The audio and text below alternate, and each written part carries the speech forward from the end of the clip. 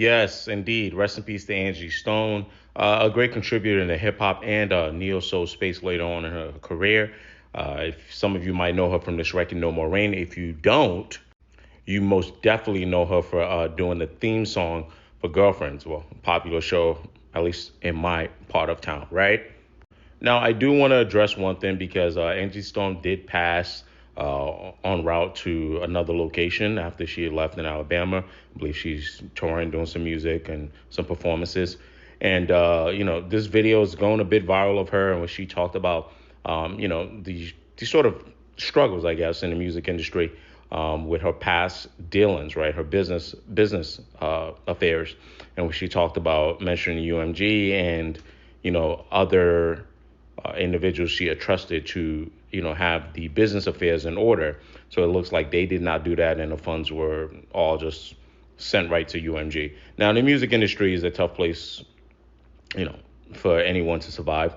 So I get why this has people talking about, a bunch of theories and, suggesting certain things. I just want to point out that I think it's important sometimes to not get into the deep conspiracy theory stuff. I think one thing that's more plausible, right? Accidents happen, things happen. I'm not saying that this is for certain, but if you are going to come to any kind of conclusion, the conclusion and conversation we should be having is about artists and their older when they're much older in the later part of their life, having to still maybe be active because of the nature of the music industry.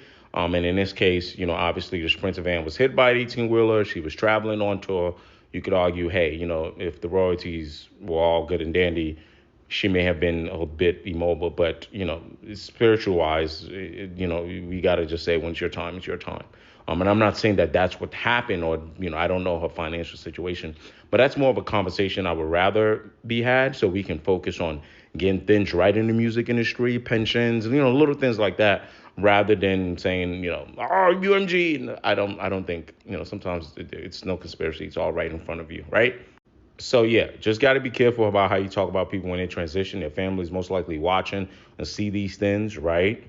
But I'm gonna play me some Angie Stone today, right? I'm gonna play some of the older stuff when she was in the sequence, right? I believe Dr. Dre sampled "Funk You Up."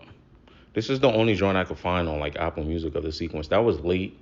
Is that late '70s? Yeah. So well before my time, right? Rest in peace to Angie Stone, man.